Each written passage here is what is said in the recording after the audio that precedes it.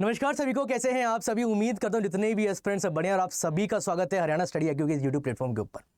और आज हम बेसिकली बात करने वाले हैं हरियाणा में बनेगा मैन्युफैक्चरिंग का हब। अब जैसे हम बात करते हैं ऑटोमोबाइल सेक्टर के बारे में या फिर हम बात करते हैं एग्रीकल्चर सेक्टर के बारे में, तो यहाँ पर ऑलरेडी हरियाणा में बहुत ही पैन लेवल पर मैन्युफैक्चरिंग यूनिट जो हैं वो स्टैब्लिश्ड है। एग्जाम्पल की अगर हम बात करते हैं मानेसर के बारे में, मानेसर बेसिकली ऑटोमोबाइल का हब कहा जाता है, ये ध्यान दीजिएगा। अब गवर्नमेंट की क्या इनिशिएटिव्स हैं इन सबको लेकर थोड़ा यहाँ पर हम बात करते हैं, ठीक है। और आपने बहुत सारे न्यूज़ आर्टिकल जैसे हम देख सकते हैं, टाइम्स ऑफ इंडिया का है, the Haryana to become the manufacturing hub with a new industry friendly policies, the chief minister Nayab Singh Saini said. थोड़ा सा यहाँ पर डिटेल में हम बात करते हैं, समझना यहाँ से। अगर हम बात करते हैं हरियाणा पॉइंट ऑफ व्यू से, तो चीज़ें अगर हम देखें एग्जाम पॉइंट ऑफ व्यू से भी बहुत ज़्यादा रेलेवेंट है ये, कि हरियाणा के मुख्यमंत्री नायब सिंह सैनी ने कहा है कि विकसित भारत, अगेन विकसित भारत का जो संकल्प पर आगे बढ़ते हुए आने वाले दिनों में हरियाणा को मैन्युफैक्चरिंग का हब बनाया जाएगा। अच्छा, अगर आप एक चीज़ देखें कि जब हरियाणा में मैन्युफैक्चरिंग हब बनेगा तो ऑब्वियस सी बात है भाई, इससे जो एम्प्लॉयमेंट है वो आएगा, रोजगार आएगा भाई यहाँ पर। और जैसे हमने I think I am not wrong, तो लास्ट 3 हफ्ते पहले हमने एक बात करी थी कि हरियाणा में जो गरीबी रेखा है आपका वो धीरे धीरे बढ़ता जा रहा है। ऐसी कंडीशंस के अंदर एम्प्लॉयमेंट लाना बहुत बड़ा चैलेंज है गवर्नमेंट के सामने। और ऐसे में अगर मैन्युफैक्चरिंग हब अगर हरियाणा में बनता है तो एम्प्लॉयमेंट जो रेट है आपका वो बढ़ेगा, एंड जो हम बात करें कि अनएम्प्लॉयमेंट रेट क्या होगा यहाँ पर कम होगा, एंड जो गरीबी का दर है उस पर भी काफ़ी हद तक अंकुश लगाया जा सकता है। पिछले 10 वर्ष में हमारी जो उद्योग अनुकूल तथा श्रमिक कल्याण नीतियों के चलते हरियाणा प्रदेश भारत का सबसे प्रगतिशील उद्योग शक्ति केंद्र के रूप में स्थापित हुआ है। अब जैसे हम बात करते हैं कोविड के टाइम में, क्लियर, कोविड के टाइम में अगर आप देखें कि हर एक स्टेट की जो स्थिति थी वो ज़्यादा ठीक नहीं थी, अगर हम बात करते हैं revenue based point of view से, एंड हरियाणा उस पर्टिकुलर मूवमेंट में भी काफ़ी पॉजिटिव था, सॉलिड। और उन्होंने ये बताया कि शुक्रवार को गुरुग्राम के मानेसर, अगेन अभी मैंने बात करी थी, जब भी हम बात करते हैं हब के बारे में, मैन्युफैक्चरिंग यूनिट के बारे में, तो मानेसर का नाम ना आए ऐसा पॉसिबल ही नहीं है। और मानेसर स्थित भारतीय कॉर्पोरेट मामले में संस्थान में उद्योग जगत के प्रतिनिधियों ने स्थान बजट उपरांत बैठक को संबोधित भी किया। तो आप यहाँ पर इमेज के अंदर आप देख सकते हैं। और नायाब सिंह सैनी ने बैठक में पहुंचे प्रदेश भर के उद्योग जगत के प्रतिनिधियों को गुरु तेग बहादुर के प्रकाश पर्व की शुभकामनाएं दी। और उन्होंने हिंद की सादर गुरु तेग बहादुर के बलिदान को याद करते हुए नमन किया।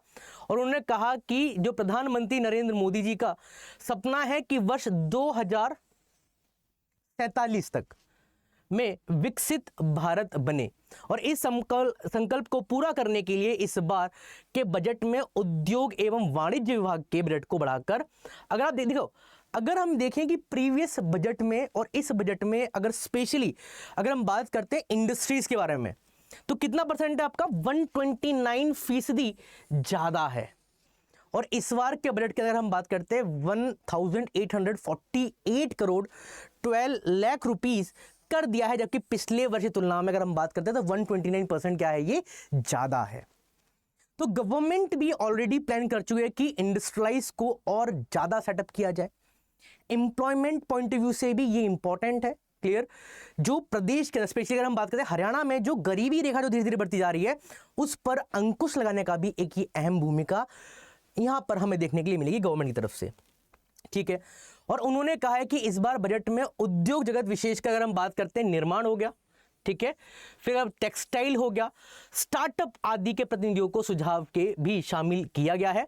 और बैठक में पहुंचे उद्योग जगत के प्रतिनिधियों ने उनके सुझावों को बजट में शामिल करने के लिए भी मुख्यमंत्री का आभार भी जताया है। अब जैसे हम बात करते हैं, चाहे हम बात कर लें ये हरियाणा की बात है या फिर अगर आप देखें गवर्नमेंट ने जो हम बात करते हैं यूनियन बजट होता है, वहां पर भी स्टार्टअप्स पॉइंट ऑफ व्यू से भी जो फंड है वो ज़्यादा एलोकेट किया गया है।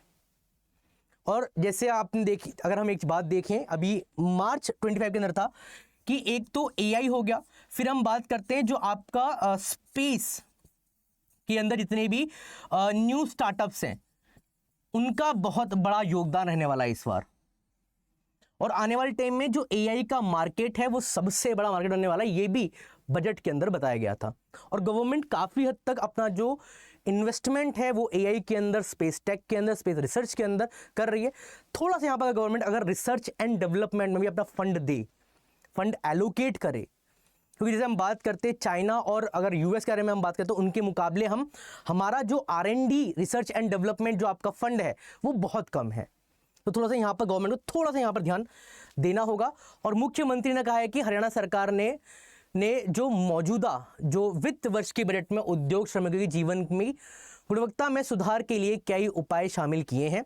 अब जैसे यहाँ पर कुछ पॉइंट्स हैं जो एग्जाम में आते हैं, अब समझ यहाँ पर क्या पॉइंट्स हैं कि जिसमें श्रमिकों के आवास की आवश्यकताओं को पूरा करने के लिए सभी औद्योगिक क्षेत्र में 300 अटल किसान श्रमिक कैंटीन खोली जाएंगी ताकि श्रमिक भाइयों को उचित दर पर पौष्टिक भोजन मिल सके। वेरी वेरी इंपॉर्टेंट, ध्यान दीजिएगा। अब ये अटल कैंटीन के बारे में क्वेश्चन एग्जाम में आ सकता है, ध्यान दीजिएगा। और मुख्यमंत्री ने कहा है कि प्रधानमंत्री नरेंद्र मोदी के मेक इन इंडिया और आत्मनिर्भर भारत के दृष्टिकोण व मेक इन हरियाणा के उद्देश्य के साथ औद्योगिक नीतियों को केंद्र में रखकर हरियाणा प्रदेश का एक विनिर्माण केंद्र भी बनेगा। तो ये अगेन आप समझ सकते हैं मेक इन इंडिया के पॉइंट ऑफ व्यू से आ सकता है कब से ये लॉन्च किया है, सेंट्रल स्पॉन्सर स्कीम है, क्या इनिशिएटिव्स हैं इसके, गवर्नमेंट ने कौन कौन सी पॉलिसीज को रेगुलेट किया है, तो ये सब चीज आपको पता होनी चाहिए। Got it. नेक्स्ट हम बात करते हैं हरियाणा प्रदेश अपने औद्योगिक संस्थानों की प्रगति के अगर बलबूते आज जीएसटी कलेक्शन में पूरे देश में 5वें स्थान पर है। ये और एक इंपॉर्टेंट पॉइंट है, ध्यान दीजिएगा। अगर हम बात करते हैं जीएसटी कलेक्शन में तो हरियाणा का कौन सा नंबर है, 5th नंबर है, ये ध्यान दीजिएगा। राजधानी क्षेत्र में 3 ओर से घिरे होने कारण हमारी जो भौगोलिक स्थिति है दिल्ली, पंजाब, राजस्थान और उत्तर प्रदेश जैसे पड़ोसी राज्य की अगर हम बात करें तो कनेक्टिविटी प्रदान करती है और ये निकट व्यवसायों को बड़े उपभोक्ता बाजार और उत्कृष्ट लॉजिस्टिक इंफ्रास्ट्रक्चर पहुंचाने में भी प्रदान करती है, ये ध्यान दीजिएगा। तो ये कुछ की पॉइंट आप देख सकते हैं। Make in Haryana inspired by Make in India, Haryana aims to become a global hub for manufacturing, design and innovation. तो उम्मीद करता हूं यहां तक की जो क्लैरिटी है आपको हो गया होगा और ये इंपॉर्टेंट है। अब अगर मेंस पॉइंट ऑफ व्यू से लिखने के लिए आता है हरियाणा की जो करंट स्थिति है एम्प्लॉयमेंट में, तो आप इन चीज जो पॉइंट्स इनको आप जरूर मेंशन कीजिएगा, ठीक है। यस और नो बताइए।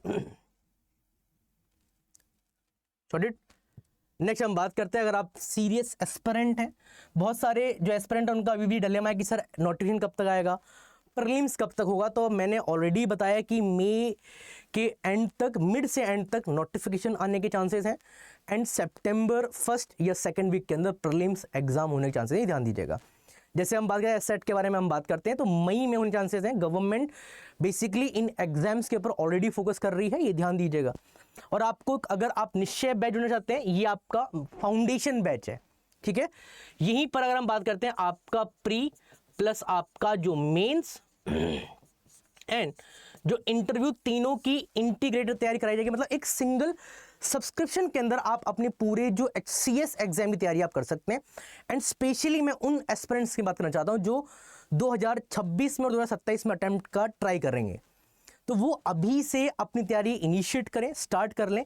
इस बैच की वैलिडिटी 2 साल की है, आप यूज कर सकते हैं coupon code AD Live for the maximum discount, clear. And अब बात करते हैं उन एस्पिरेंट्स के लिए कि जो ऑलरेडी वर्किंग प्रोफेशन के अंदर है और वो जो लाइव लेक्चर देखते हैं तो कहीं ना कहीं जब हम डाउट क्लियर करते हैं तो डिस्ट्रैक्शन क्रिएट हो जाता है। तो बहुत सारे एस्पिरेंट्स का ये डाउट था कि सर कोई ऐसा रिकॉर्डेड बैच हो जिसमें हम केवल रिकॉर्डेड वे में देख पाएं, डिस्ट्रैक्शन ना हो और हमारा ईच एंड एवरी टॉपिक के बाद हमारा एक डाउट सेशन अरेंज हो जाए।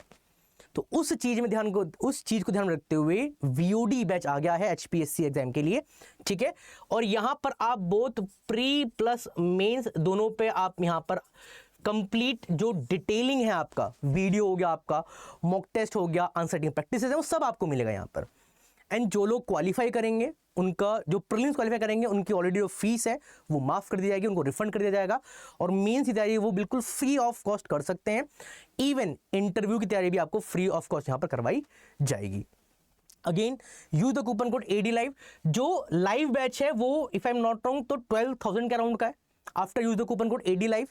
और अगर आप इस बैच को परचेज करते हैं तो ये after use the coupon code AD Live आपको ये 6400 रुपीज का आपको ये मिल जाएगा। बट कंसर्न क्या है कि वो लाइव बैच है, ये रिकॉर्डेड बैच है, बस इतना ही अंतर है। और यहाँ पर टू द पॉइंट चीज़ें हैं, डिस्ट्रैक्शन नहीं है। लाइव क्लासेस में जो डाउट्स आते हैं उसको काफ़ी हद तक हमने यहाँ पर चीज़ों को हटाया है, ताकि जो एस्पिरेंट्स केवल और केवल पढ़ने आए हैं, मतलब डाउट, उनका डाउट सेशन में कवर होगा, और जो लाइव नहीं देख पाते उनके लिए ये बेस्ट बैच है और सस्ता भी है उसके मुकाबले, तो आप इसको भी इनरोल कर सकते हैं। Totally choice is yours. And इसी के साथ इस इवेंट को यहीं पर एंड करते हैं। मिलते हैं आप सभी से किसी नेक्स्ट वीडियो के अंदर। जब तक के लिए जय हिंद, जय भारत, नमस्कार सभी को।